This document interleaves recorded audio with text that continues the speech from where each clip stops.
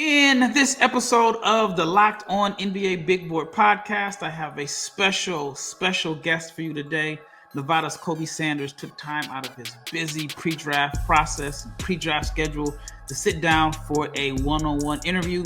We're going to talk about his path to the 2025 NBA draft. We're going to talk about being a 6'8" point guard and what he's looking forward to showing NBA scouts at the Combine in Chicago.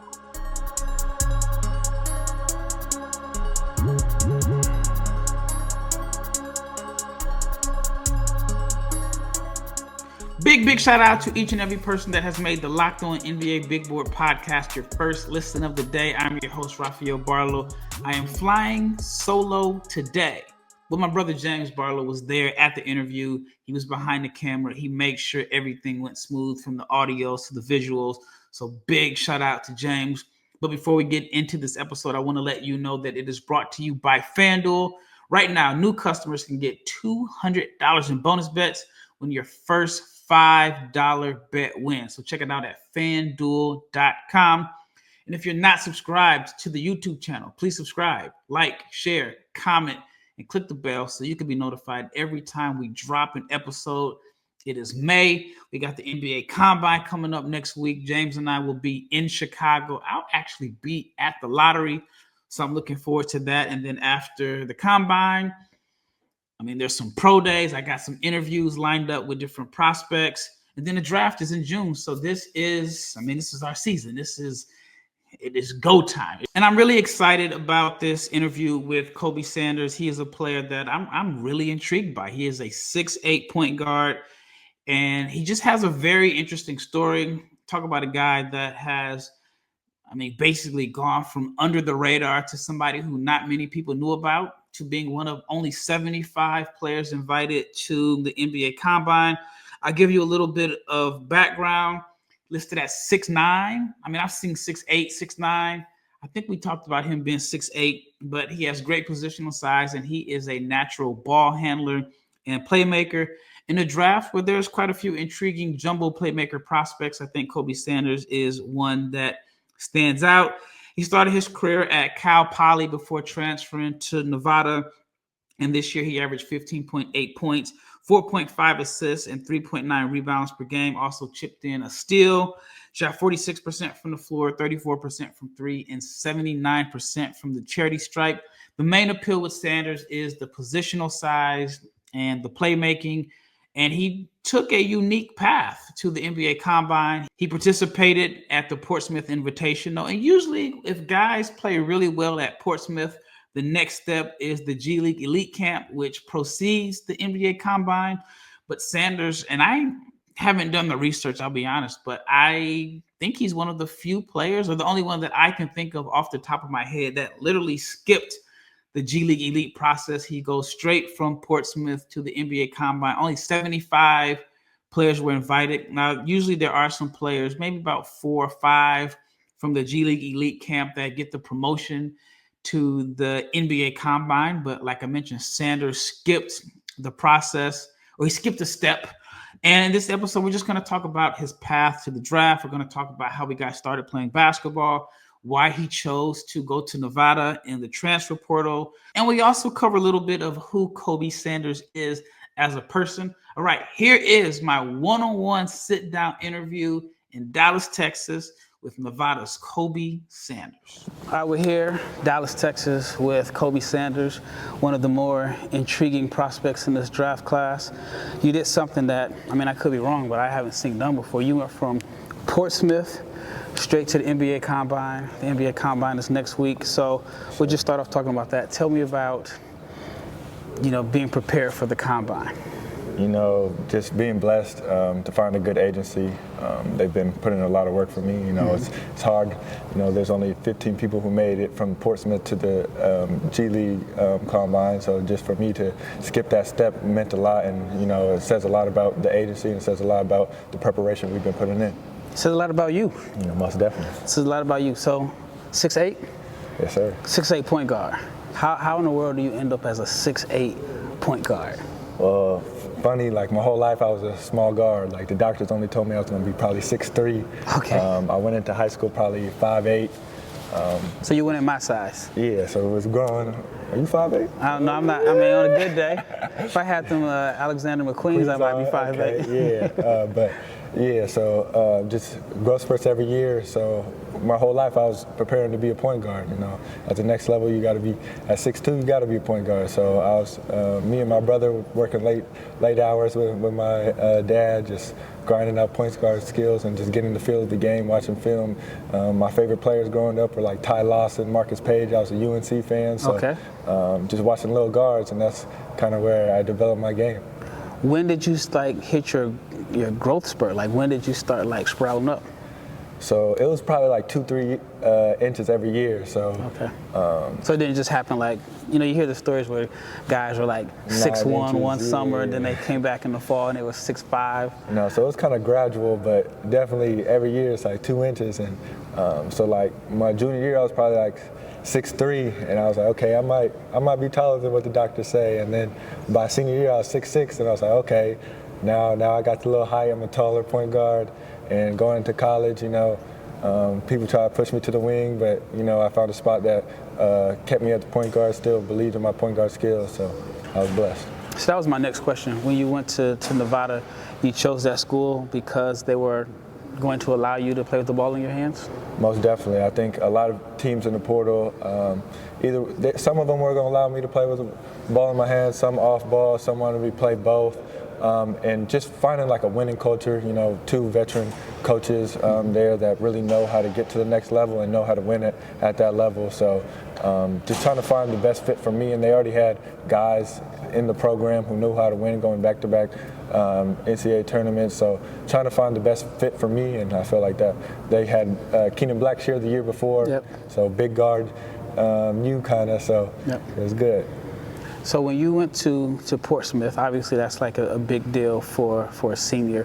What was your mindset going into that camp? Just be myself.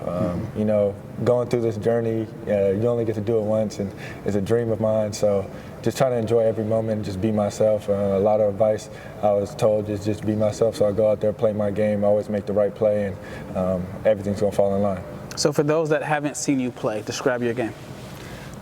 Obviously, as a big guard, I like to work around in the mid-range, versatile defender, a guy that kind of can do it all, Swiss Army knife, and then, always trying to make the right play, a guy who plays the right way, has high IQ. Do you like to post up smaller guards? Most definitely. When did you add the post game? Because I feel like in today's NBA, if you're a big guard, you already have an advantage being a big guard, but if you could punish mismatches by posting up the smaller guards, and then you already have the natural feel and instincts, so if they bring a double, you can create some open opportunities. So when did you add the post game to your arsenal, especially if you were a late bloomer? Yeah, so it kind of started my senior year of high school. It was a focus by one of my trainers, a lot of people guarding you are going to be smaller, so just being able to get to your spot and use it efficiently, and then post fades, post hooks, everything started developing more and more, and then as I got stronger and everything, I was able to transfer better. Who do you model your game after today? I know you said Ty Lawson and Marcus Page, but you're 6'8". So is there anybody that you look at now that you kind of draw inspiration from? I'm big in the mid-range. I like Shea, I like D-Book, KD. So those are 3 main guys I like to see how they get to their spots, see how they create space, how basically balance in the mid-range, and then as bigger guards they are, just being able to shift defenders, not being the quickest and the fastest. Really just using your size to shoot over the top of guys, but using your footwork to create space. Now the mid-range is a dying arc, or dying, I don't even know the word I'm trying to use, but the mid-range is dying, right? Yep. And so I spoke to a team a few months ago, and they were basically we're talking about Ace Bailey, because he likes the mid-range pull-up. And they're saying, well, as long as he can make 55% of his mid-range shots, we'll allow him to shoot that. So with that being said, what is your thoughts on teams kind of going away from their mid-range and saying that it's not analytically friendly? What are your thoughts on that? I think as long as you hit it at a high level, then it is analytically friendly. I think when you have the size to rise up, it's a good shot. As long as you stick to your mechanics and shoot it the same way every time, I feel like it is a good shot. If you are running a business, you know that every missed call is basically money left on the table. Think about the last time you had an urgent need, maybe for a plumber or a service provider. And if the first person did not answer, did you wait? Well, probably not. I know I usually don't. And you moved on. That is why you need Open Phone. And Open Phone is the #1 business phone system built to streamline and scale your customer communications, all from an app on your phone or computer. Open Phone lets you manage your business calls and text from one single app. They have a shared inbox feature that is a game changer. Your team can jump into any conversation instantly without missing a beat. And their AI agent handles after hours calls, it answers common questions, and captures leads so you never miss a customer. Open Phone is offering my listeners 20% off your first 6 months at openphone.com/lockedonnba. Again, that is openphone, openphone.com/lockedonnba. And if you have existing numbers, no problem. Open Phone will port them over at no extra charge. Open Phone, no missed calls, no missed customers. Yep. So let's go back to your background. Who first put the ball in your hands? So it's a funny story. They say when I was a baby, my parents tried to hand me a football and a basketball in the crib, and I chose the basketball. So you knew he was going to be 6'8". I guess it was kind of destined, wasn't it? But so my mom was actually our first coach. Me and my brother at the YMCA. She taught us all the techniques, out of the phone booth into the cooking jar, and then my dad was able to run with it, getting us up early at 6 a.m. workouts at the age of 7. We hated him, but it was a good habit that he instilled in us at a young age. Has it hit you that, within the next 60 days, you could reach your ultimate goal and your dream? Has it hit you that you're going to be playing in front of all the NBA scouts and executives in, a week from now, so has it hit you yet? I don't think it hit me fully. I think making the combine, seeing my name on that list, I had a call with my family, and we kind of, shared that moment together, and it kind of hit us a little bit. But, my parents and my brother just trying to say, stay humble, stay grounded, stay who you are, be yourself. So I don't think it fully hit me yet, but definitely as the time is inching closer, I feel it coming.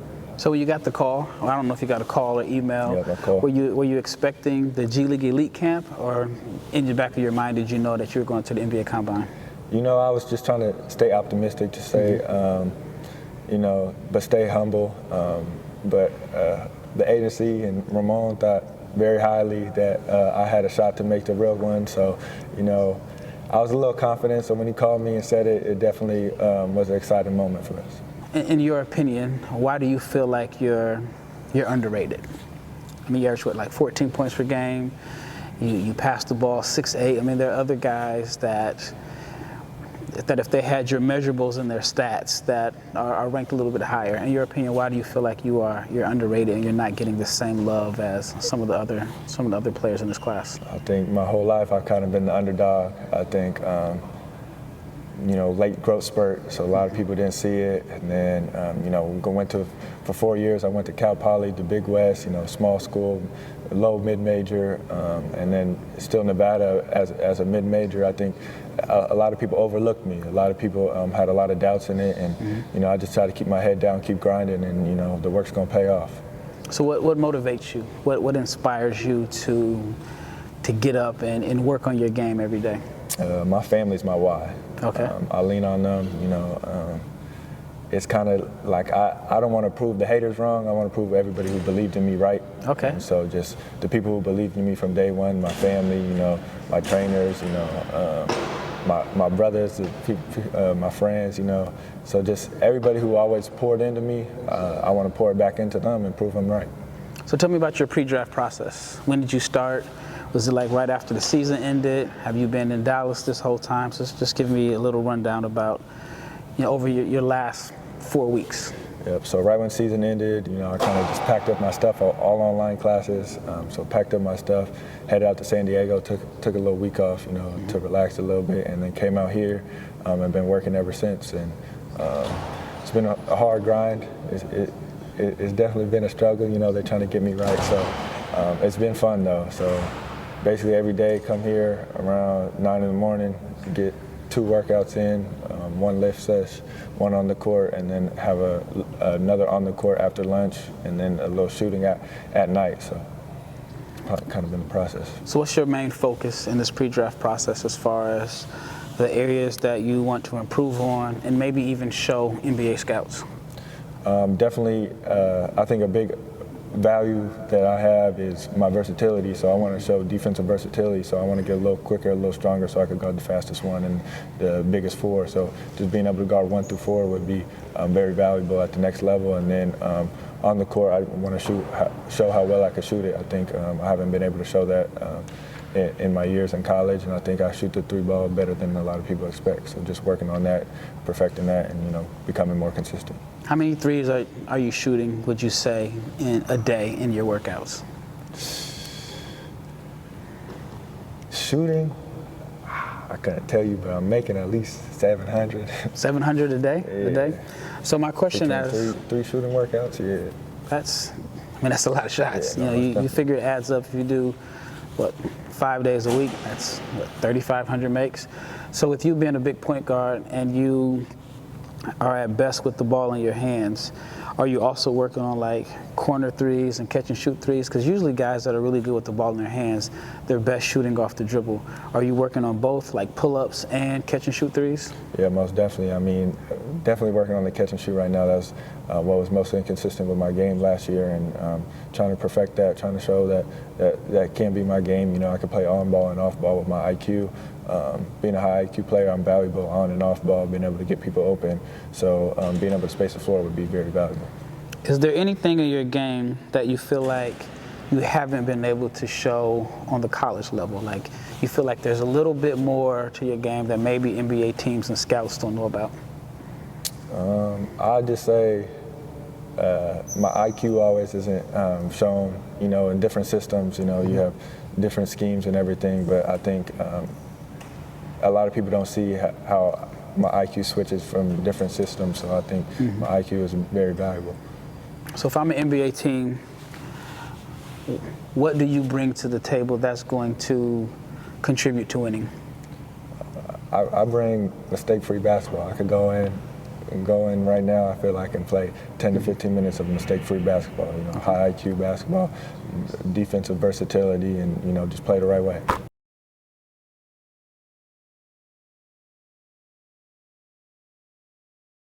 All right, so let's talk about you off the court. Who's Kobe Sanders? Like, do you like to fish?